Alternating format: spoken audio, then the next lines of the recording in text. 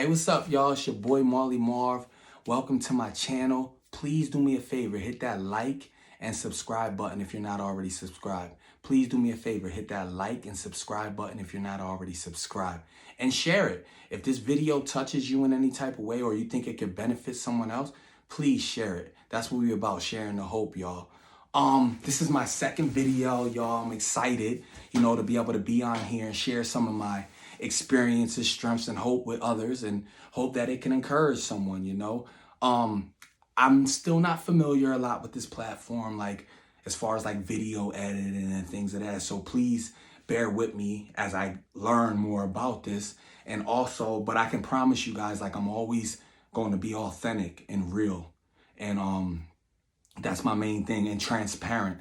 Like I'm not afraid to share with anybody anything that happened in my life. Like sometimes like I'm too transparent, like where my wife, she'll get upset sometimes, like, dang, why you tell that person about that part? And I'm like, man, listen, I'm gonna talk about what people are scared to talk about, or I'm gonna say things that maybe people don't want to say. But you know what? I'm comfortable with me today. That's where it comes from too. Like I really don't care. Like if someone doesn't like the fact that there was a time in my life where I went to prison and they feel like they want to judge me off that, that's on them. I still gotta pay the mortgage is still due next week, or next month. I still gotta pay that. Like I'm not allowing anyone really to influence my life anymore like that. And I used to live based off what people thought of me, and now I'm at a point, honestly, I don't care, because people are gonna, whether I'm saying good stuff, bad stuff, whatever, like people are still gonna have their own opinion of me anyway.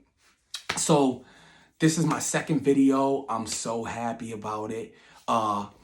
People were asking about like what how do they find me, and what's like your niche, and I didn't know really what they meant. So I was like, you know what? Growth is infinite, because this was something I came up with a while ago, y'all. I tried to do a t-shirt business, and I still have it. I still have the website up. You could go to growthisinfinite.com. It's like faith-based as well as motivational t-shirts, like more like instead of just sharing the hope, you could wear the hope. So I was like trying to do like a t-shirt thing. I went out and bought a Cricut, a heat press.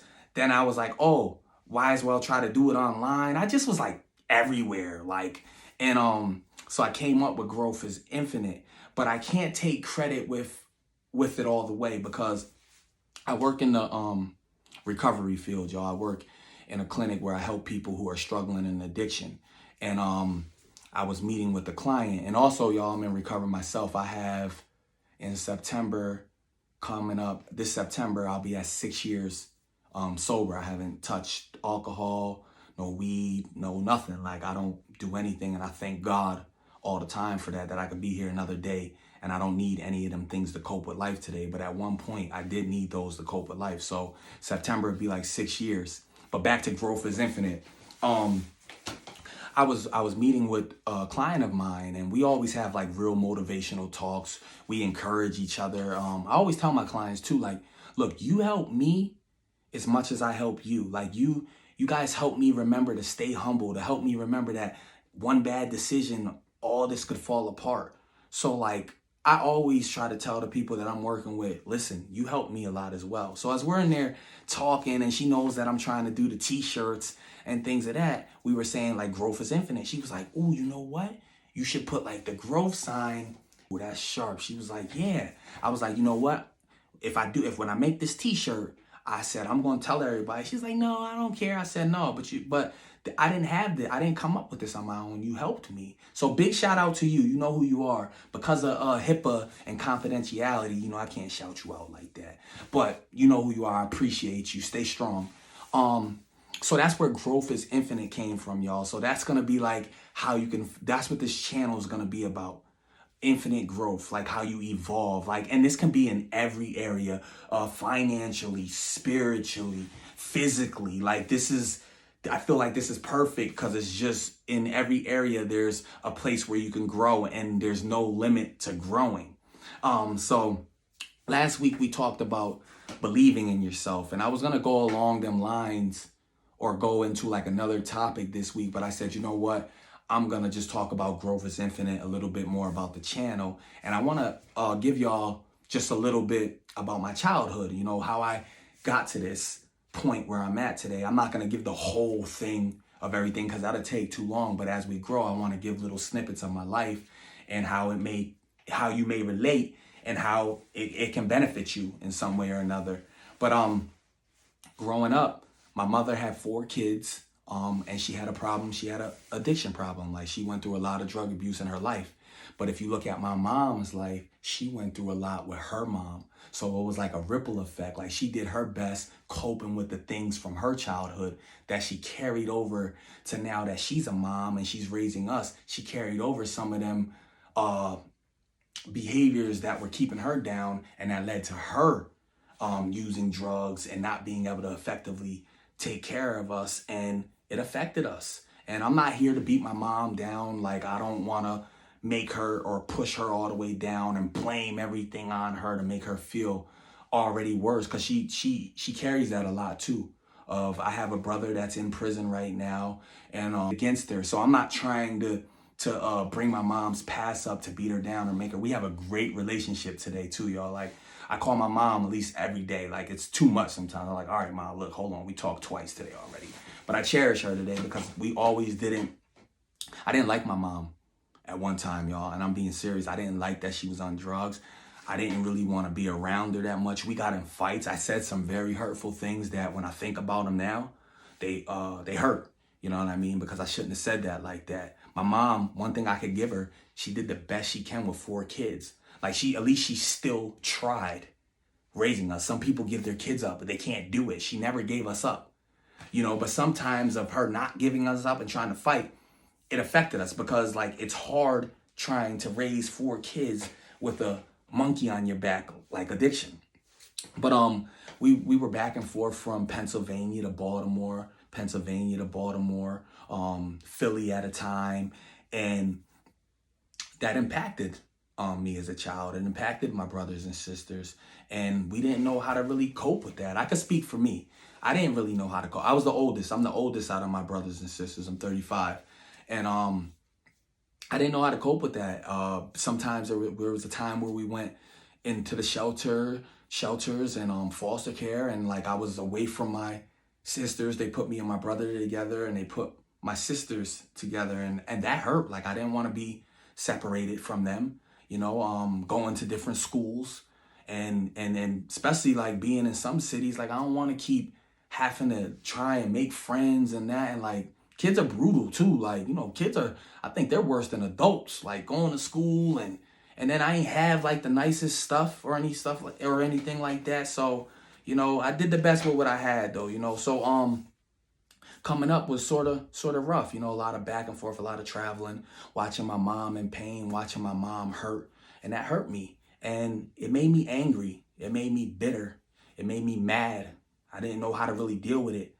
And no one ever, like, through those times, and I'm not blaming my family or anything. No one coached me through that. Like, no one was like, hey, your mom has an addiction problem. It's not, don't think she doesn't love you or anything like that. This is just what happens. I had no education on any. I just only saw my mom messing up, and when she would mess up, like, we would go places and that was it. So I didn't have no one to say, hey, look, she loves you. Don't think that she doesn't love you. I thought she didn't really love us.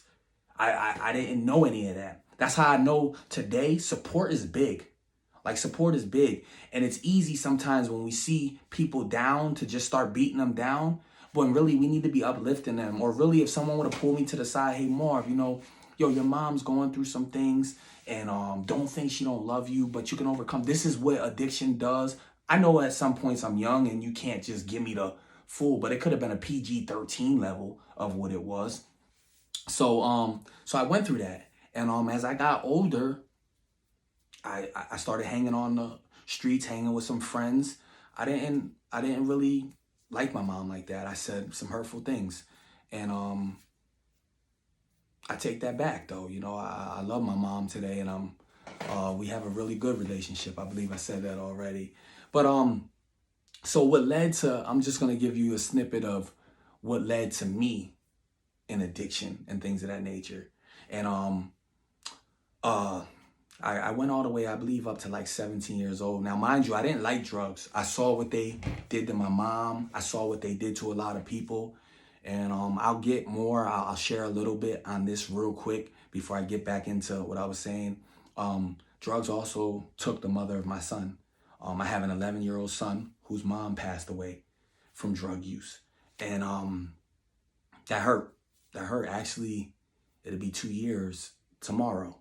You know, so I have like this thing with drugs. But I always had before this came with my son's mom, I already had a thing with drugs because what I saw it did to my mom and just people in general. So I remember hanging around my friends, you know, they smoked weed, they drank. I didn't do it. I was like bad naturally. Like we would be doing crazy stuff. I didn't need a drug to do it. Like I was just naturally bad. So, I was 17 years old. I won't forget it. Or close to 17. One of them. I was wrestling with my friend. All we did was we either slap box or we wrestled. Like that's what we did. And crack jokes on each other all day. So like I was wrestling with my friend. We was going at it. He like bent me backwards and my leg broke. Like I heard it. So I remember going in to my mom, like, my leg broke. And you know how parents be sometimes, man, ain't nobody taking you to the hospital, your leg ain't broke. I'm like, man, I'm like, Mom, my leg's broke. I heard it crack. You know, like I heard it. So I laid there, I'm crying. She's like, all right, we're going to go to the hospital. When I went, my leg was broken 2 spots. It was broke like on one side and then on the other side. So my mom felt bad too. She's like, damn, you wasn't playing. I'm like, no, I heard it. So they put me in a cast, y'all, from my foot all the way up to like my butt. From my foot all the way up to my butt. I'm in a cast. And they said it's going to be for like 6 months because of the way it broke. So I'm in the cast and I just got out of school, y'all, for the summertime. So I'm in the cast, and as I'm in the cast, as I'm in the cast, I started going, like I'm on my crutches. And whenever they had parties or anything in our neighborhood, I was still going. I'm everywhere on my crutches. I ain't letting that stop me. I'm like, man, it's the summertime. I'm going out. Like, so I'm at parties, walking up hills with my crutches, going over here. Well, guess what? From me being on my crutches for so long and like never taking a break, really, I pinched a nerve under my arm to where like my whole arm is dead now. So like now I got on the same side. So I got the cast all the way up to here. I got the broken arm, the arm that's not working. Literally, you went like this, it just fall. Like I'm like, what is this? They had to put like a Freddy Krueger device on me to keep my fingers up like that. So I got this device like this, my legs up. I'm like, man. So I remember I'm staying at my boy's at the time, and he's smoking weed like he normally does. He's like, yo, here at the L. I'm like, man, you know I don't smoke. He's like, come on, man. Hit the L. What you got to lose? Look at you. And when he said that, I was like, damn, I was vulnerable. Like, usually I'm like, nah, man, I don't smoke. I don't need that. But that time I was like at a vulnerable spot in my life. And I'm like, let me see, man. So I smoke. And man, let me tell you, I loved it. As soon as I smoked that first blunt, man, it gave me a feeling that I can't explain. Like, I was just happy. I was giggly. Y'all know, had the munchies. And, but you know what happened, y'all, when I hit that with the most important part of what I'm telling you is that when I hit it, it took away all the feelings like that I was feeling when I was sober. Like I didn't feel no more anxiety. I wasn't really stressing my leg. It was like everything was okay now. Like everything's okay. And that's what I was chasing. That's where drug abuse came from. Because now I found a way that when life shows up, I could cope with it by doing drugs, because when I get high, I don't have to deal with fear anymore. I don't have to deal with really that anger towards my mom. I don't have to deal with that. All I got to do is when I hit whatever drug I'm doing, I just got to like manage in that high. And that was good. So it started off thinking that, all right, this is what we do. We smoke. But I didn't realize it ended up being a deeper problem. Like I was running from life. I didn't know how to cope with life. But I didn't know that then. I'm not saying this is everyone. I'm not saying that this is for everyone. So I don't want to think, oh, you don't know, like, or anything like that. I'm not trying to like get into that. But that was like me just not knowing how to cope with life, and I started chasing that. So here goes the high, y'all, chasing the high. I start smoking a little bit. It starts evolving. I'm only smoking here and there. It starts evolving. Now I'm smoking like every weekend. It's only the weekend still. I'm still like, nah, I don't really mess with stuff like that. Then it starts to be every 3 days I'm smoking weed. Now, every day I'm smoking weed. Now I'm smoking cigarettes. Why are you smoking cigarettes? Well, they said when you hit the cigarette, it boosts your high. So I'm smoking a cigarette, not because I like cigarettes. I'm trying to boost the high. Everything's trying to get back to this high that I first felt when I smoked. So I'm smoking the cigarettes now to boost the high. So now I got a cigarette habit. I got a weed habit. Then I go on to alcohol. I go out one night, we drink. Now, and because I'm like feeling bad because I'm smoking cigarettes. Now I'm like, what's the alcohol? Might as well drink that. Now I'm drinking, smoking, and now it's like I'm off. Like I'm doing what I'm doing. I'm out drinking, I'm smoking every day. And this became like, this is normal. Where I was at with my homies, like this is what we did every day. Like we smoked and drank, smoked and drank, smoked and drank, smoked and drank, talk jokes on each other, smoke and drink, crack joke, play Madden, smoked and drink, smoke and drink. And that went on for a while. And then it came to like, I remember being in school and remember like when they would tell you about what ecstasy does to your brain and all that. I'm like, man, I ain't never, like I had fear of this stuff too. Like I didn't just like it. I was scared of this stuff. Man, I went out one night. I was drunk. Somebody was like, yo, man, here, take an E. One of my homies, I'm like, all right, boom, take the E. Next thing you know, I feel that high. Now I'm like, ooh, I like this high. I'm like, damn, I liked everything I tried. I'm like, oh, man. So now I'm taking E's when they're around. Thank God I never got to a place where I did heroin or ended up sniffing cocaine or any of that. But the behavior, like I tell people with addiction, the behavior is the same. No, I never got to a place where I'm putting a needle on my arm or on heroin, but yeah, I'm falling asleep in places the same way someone that would shoot dope would fall asleep. Like it's like society sometimes tries to paint these pictures. Well, oh man, that dope. Look at how it is. But yet the alcoholic, it's like, no, that's just he's only drinking alcohol. But okay, he's falling asleep everywhere too, and he's like, what's really the difference? The behaviors are the same. But that be society that tries to separate stuff and try to put one scenario that's better than other, and it's not true. Like it's all the same in a sense. So I went through that for a while, and that brought me up to a point where I was just messing up, y'all. Like doing everything, didn't really care about anything. Blamed a lot on my childhood, didn't know how to really deal with it, and I just was like using every chance I got, and I was just running from life. But this is how God works. Even through all that, there was still always like this little voice that, like, whenever I'm doing something, I always felt like something be like, what are you doing? Why are you doing? Like, I always felt better than, or when we'd be out, like, we'd get in the mixes with people or something, and there would be something like, what are you doing? Why'd you do that? Like, and that's when I had to start silencing my conscience. So I had to start smoking and drinking on a regular basis too, just to be okay with doing wrong. Because like there was something in me that would be like, no, this is wrong, or no, don't do this. And I would have to keep turning up to silence that. So that was where I got to with my drug use. So it came to that point where like it got out of control, y'all, and it stemmed from childhood issues and not knowing how to deal with a lot. And a lot of people today, life's hard. Like, let's be real. Like and when it shows up, it shows up. Like I can't say all the time, like, you know what I mean? Just because I'm having the greatest day of my life and you want to tell people, when you're feeling good sometimes, man, life is what you make it. And oh, come on, turn your situation away. No, there's some people, man, that like are given the short end of the stick and they don't have control of turning it around. Like there are like some scenarios that are like very ugly and bad, so like, but through it all, I saw that God was there for me. You know what I mean? And he had to, like, he showed me things as I got older and more mature. And I'm not trying to like preach at anyone or anything, but I have to always like acknowledge him in what I do and in my situations, because I wouldn't have the wisdom that I have today if it wasn't for him.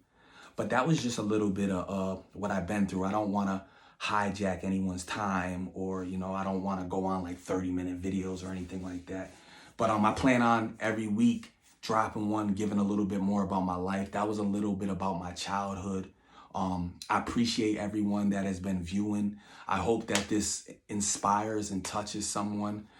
If there's anything that you may want to ask, I do my best, and my channel isn't really big like that anyway, so I can write back when you send a question or a concern or something. I'm pretty good with responding, so reach out if need be. I appreciate y'all. Y'all stay blessed, and I'll see y'all next week. And remember, growth is infinite.